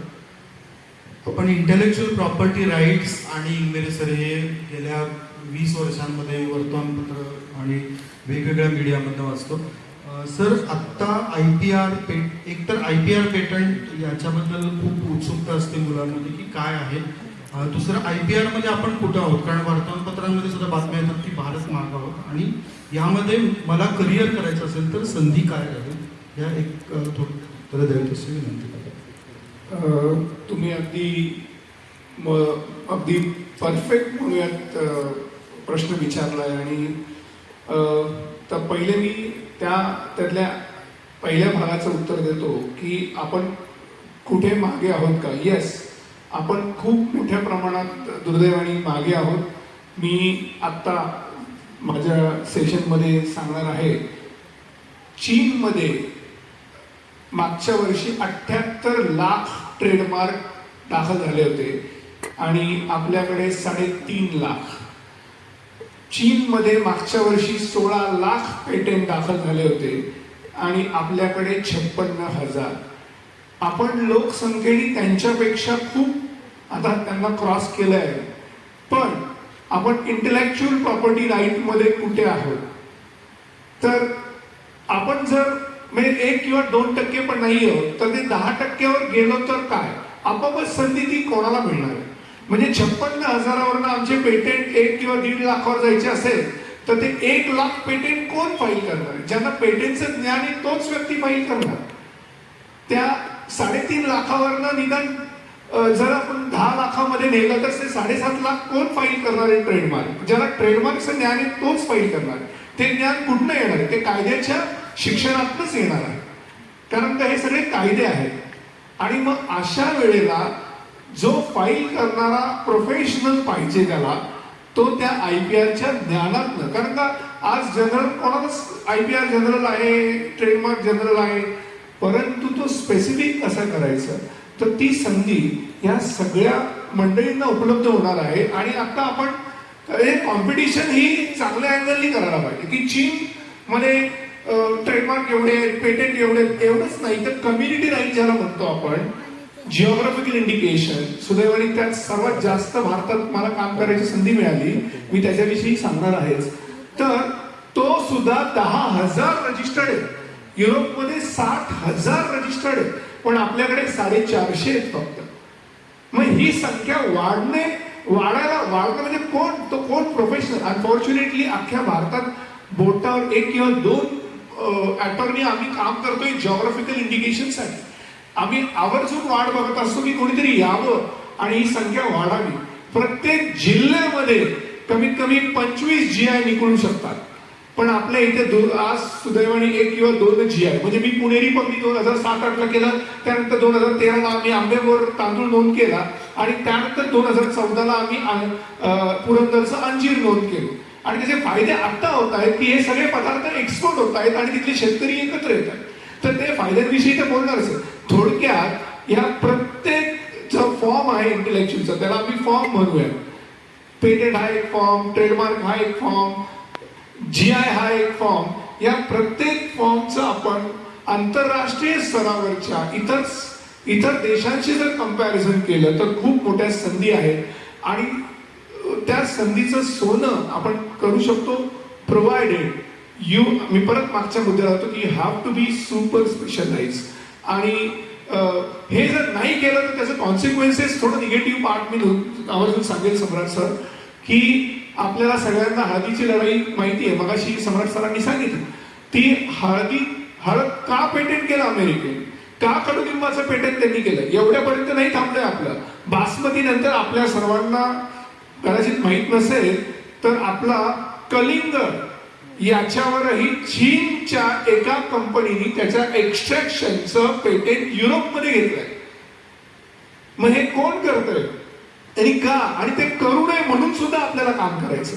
म्हणजे आपल्याला फक्त आपल्या नोंदी करण्यासाठी IPRचं ज्ञान असावं हा तर महत्वाचा भाग आहेच, परंतु आपल्या देशातले IPR कोणी घेऊन जाऊ नये यासाठी सुद्धा IPR वर काम करायला पाहिजे. आणि त्यासाठी IPR हा महत्वाचा सब्जेक्ट ठरतो. अगदी मनापासून धन्यवाद पाचही तज्ञांचे. आपल्याला फक्त करिअर म्हणून नव्हे तर एक व्यक्ती म्हणून सुद्धा कशा पद्धतीनं लॉ क्षेत्राचा आपल्याला विकासासाठी आपल्या वापर करता येतो याची खूप चांगली माहिती दिली. मी सकाळच्या वतीनं आणि सकाळ विद्या एक्सपोमध्ये सहभागी झालेल्या प्रत्येक भागीदाराच्या वतीनं मी आपल्या प्रत्येकाचे आभार मानतो. धन्यवाद. आपण